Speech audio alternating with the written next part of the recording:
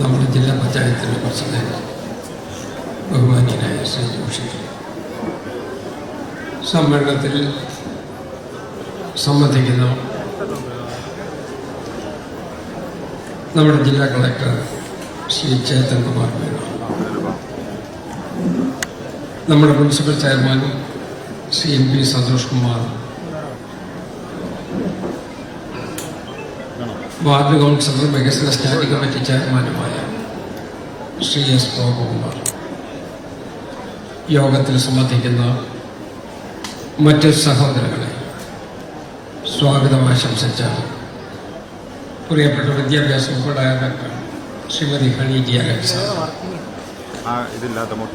Head masters, head mistress,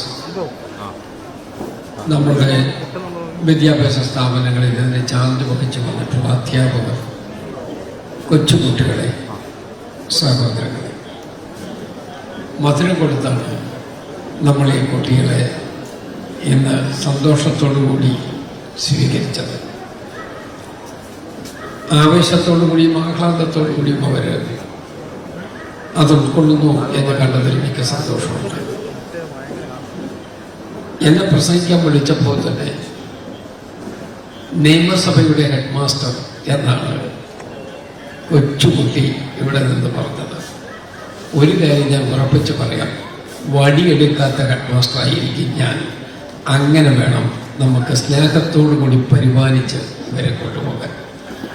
കൊച്ചുകുട്ടികളെ ആഹ്ലാദത്തോടു കൂടി ഉൾക്കൊണ്ടുപോകാൻ നമുക്ക് കഴിയണം. ഈ കാലഘട്ടത്തിൽ അവർക്ക് മുന്നോട്ട് പോകുന്നതിന് വേണ്ടിയുള്ള എല്ലാ പ്രോത്സാഹനവും കൊടുക്കണം. പണ്ടൊരു കാലത്ത് വിദ്യാഭ്യാസ സ്ഥാപനത്തിലെത്തുമ്പോൾ രാവിലെ തന്നെ കരച്ചിലിൻ്റെ ബഹളമാണ്. അധ്യാപകരുടെ മോനോട്ടത്തിൽ നിൽക്കാതെ കൊണ്ടാക്കാൻ വന്നിട്ടുള്ള രക്ഷകർത്താക്കൾ പുറത്തു നിൽക്കുമ്പോൾ മുറിക്കകത്തു നിന്ന് ഓടി പുറത്തേക്ക് ഇറങ്ങുകയും അവിടെ നിന്ന് പിടിച്ചകത്തേക്ക് കൊണ്ടുവരികയും ചെയ്യുന്ന കൊച്ചുകുട്ടികളുടെ കുസൃതികൾ ഈ പ്രവേശനോത്സവത്തിൽ നമ്മൾ കണ്ടിട്ടുണ്ട്. ഇന്നിപ്പോൾ ഇവരെല്ലാം ആഹ്ലാദത്തോടു കൂടി നിൽക്കുകയാണ്. രാജാക്കന്മാരും റാണികളുമായി അവർ തലപ്പാവ് ധരിച്ച് നമ്മുടെ മുമ്പിൽ ഇരിക്കുകയാണ്. അങ്ങനെ 10,000-കണക്കിന് കുട്ടികളാണ് ഇന്നത്തെ ദിവസത്തിൽ കൂട്ടത്തോടുകൂടി വിദ്യാഭ്യാസ സ്ഥാപനത്തിൽ ആദ്യമായി എത്തുന്നത്. ഒരു വലിയ ഭാവിയിലേക്കാണ് അവർ ആദ്യത്തെ ചുവടുവെപ്പ് നടത്തുന്നത്.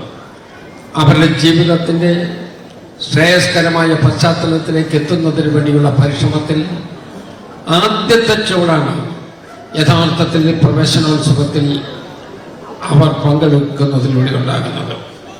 പ്രവേശനോത്സവം മാത്രമല്ല, ഇതൊരു പഠനോത്സവമാണ് എന്നാണ് എൻ്റെ വിശ്വാസം.